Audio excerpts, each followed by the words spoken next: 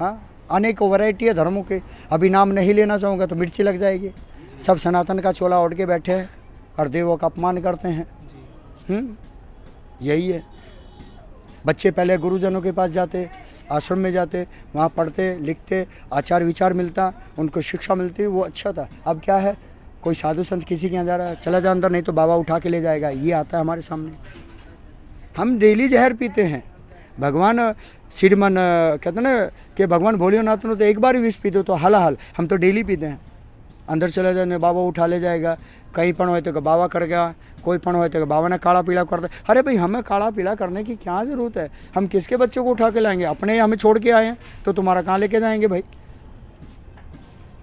जिसको आना है उसको आना है। किसी के पास ज़बरदस्ती ने ठप्पा नहीं मारना कि भाई तू आ संन्यास में।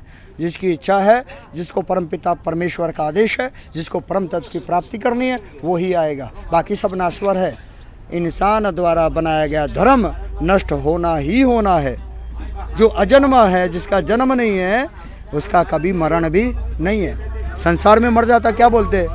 अरे भाई फलाना भाई गुजरी गया। और हमारे में क्या है? फलाने बापू की, फलाने गुरु की पालकी है, उसकी समाधि है। कहते कि नहीं कहते?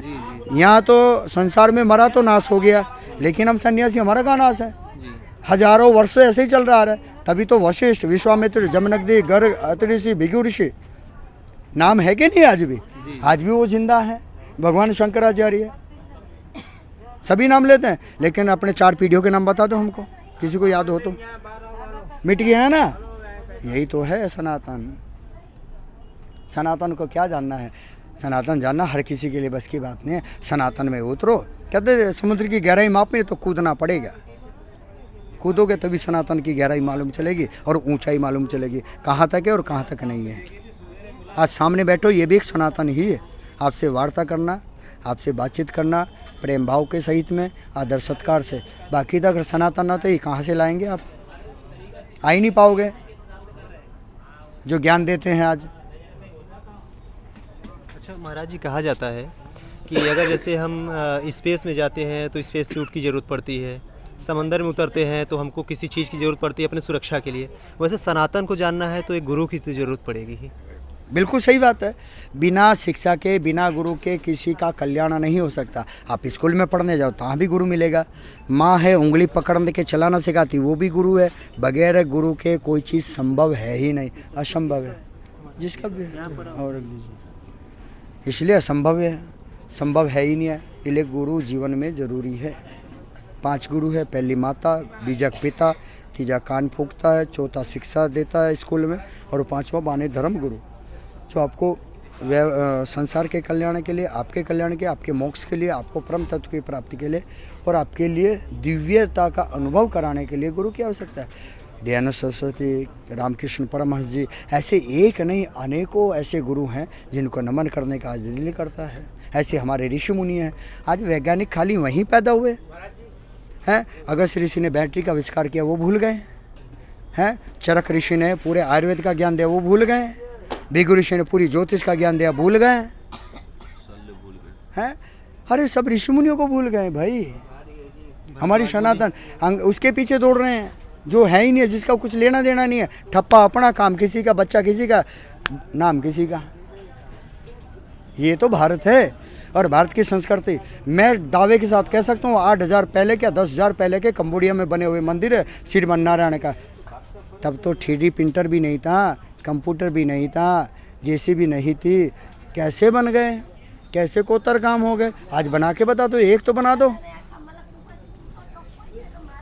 हाँ, नहीं बना सकते। दलहन तिलहन का आविष्कार किसने करा वो बता दो। मग, चना, अड़द, है तिल, काला तिल, सफ़ेद तिल, है गेहूँ, बाजरा, मकई, किसने आविष्कार करा? बताओ ना। आओ नेता। पानी एक ही है, झाड़ों में एक ही पानी जाता है, बरसात हो तो भी। लेकिन सबके फूल के रंग अलग अलग हैं। किसी का पीला है, किसी का लाल है, किसी का नीला है, किसी का सफ़ेद है, किसी में दुर्गंध है, किसी में सुगंध है, किसी वृक्ष में कांटे हैं।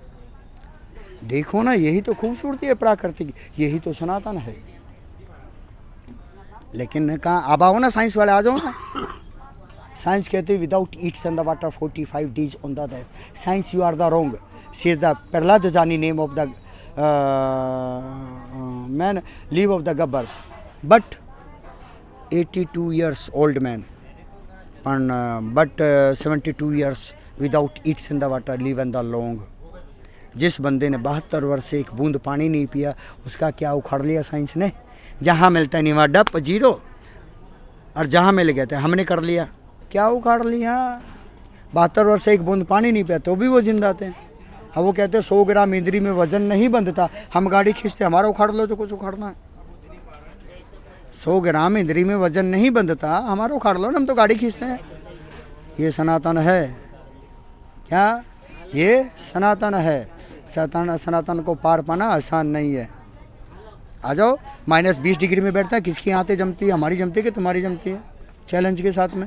और हम जो चैलेंज करते हैं वो खुला करते हैं। आ जाओ मैदान में, जिसने बैठना -20 डिग्री में, उसकी जमती कि हमारी जमती है। खाली 8 दिवस बाबा का जीवन जी के तो देखो, फिर बताओ सन्यास क्या है? हैं बोल दे तो ऐसे है वैसे है फलाना है ठिकाना है। अरे घर में गर्म पानी से नहा लेते हो, है बना बना भोजन खा लेते हो।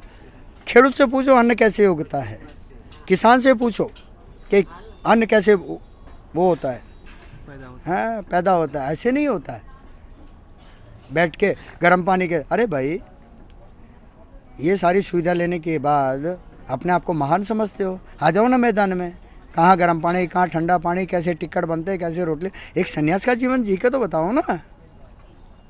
हैं दूसरे दिन घर पाओगे, क्योंकि वो गर्म पानी, डलनप के गद्दे, एसी, पंखा, कूलर, हैं बना बना भोजन, इडली डोसा चाउमीन वड़ा पाव मिसल पाव, है गरम गरम भोजन, वो नहीं मिलेगा ना सन्यास में। सन्यास तो एक सन्यास है, निर्मोही निर्गुणात्मक सब गुण से, यही सन्यास है जिसमें किसी का मोह नहीं है। कहाँ मोह है? अगर मोह होता तो यहाँ इतना बड़ा पंडाल नहीं लगाते, सबका हरिहर नहीं कराते, अभी मजदूरी करके निकल जाएंगे। देखो ये सब बैठे हैं हम करने के लिए।